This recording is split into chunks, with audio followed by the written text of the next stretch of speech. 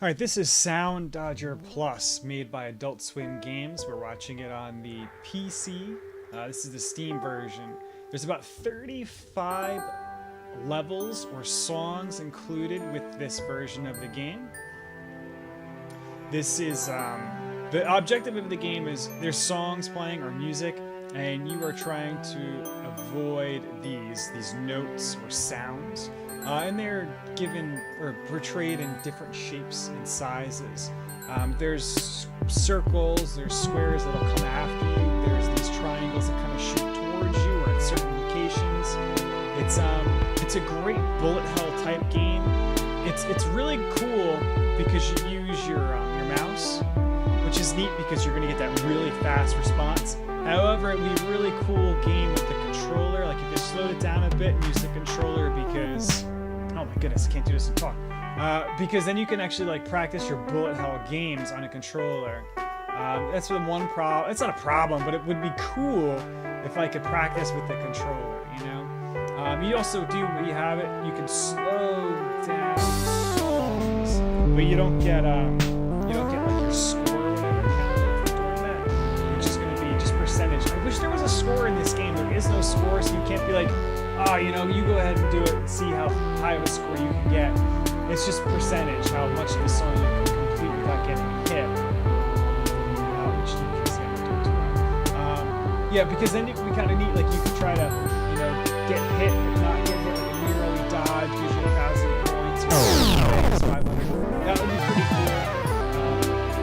But maybe that would be a different mode that they don't have, that don't show you in the game. But here, let's go ahead and look at the.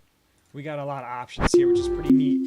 So you got a bunch of different songs. Like I said, you got 35 songs that you can pick from that come with the game, and they unlock as you progress through the game. You have an editor, which is pretty sweet, man. Which is pretty cool. An editor lets you go ahead, you pick your song on your computer, and you make the level. You're gonna say what objects get shot at you, what size, what shapes, where they're going to go. It's pretty cool. You have your user levels here, which is going to be levels that you create or ones from the Steam community, which is pretty cool. You know, so you have a lot of different things to go. Oh, you've already beaten all the 35 levels included in the game. Let me go online and see what else I can get. You've got your autogen mode, which is going to let you select the song, and then you can just play it. It's so you don't have to do any selecting of the objects, where they come from, where they go. You don't have to do any of that, but it's just not as good.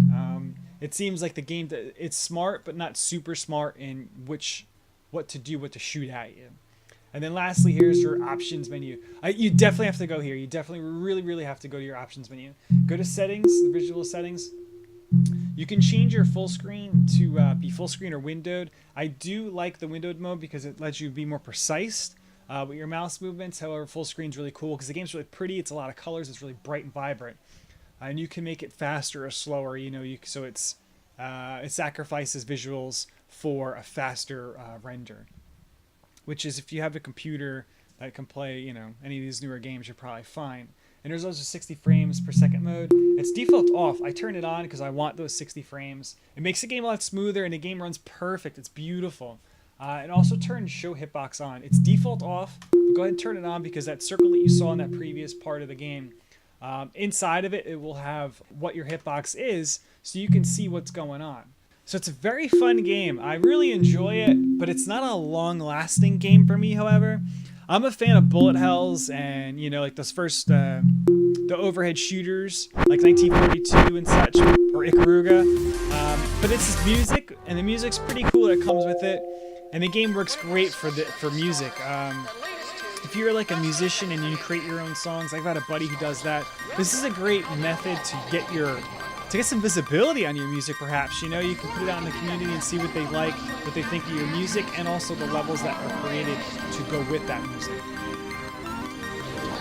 With that said, it does have a lot of replayability. Like I said, there's 35 levels and more music that you can get through the community, but this is fun for me for maybe an hour. So I've been in about an hour playing, and I'm pretty much done with it. I've seen the entire game, and doesn't do much for me. However, like I'm reading some of the reviews on Steam. Some people are love this, man. They are addicted to this game, putting like 20, 30 hours into it.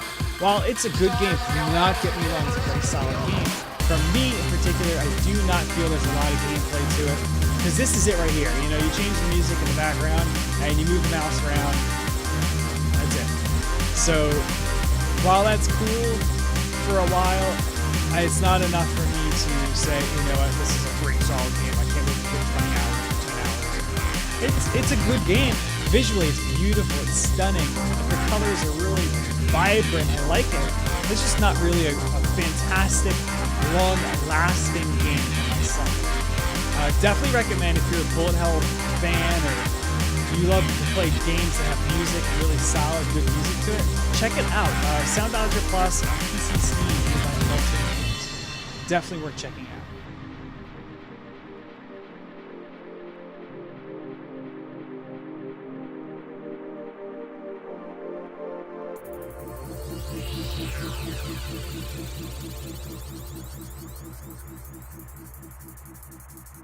Stars, galaxies, the universe, and beyond.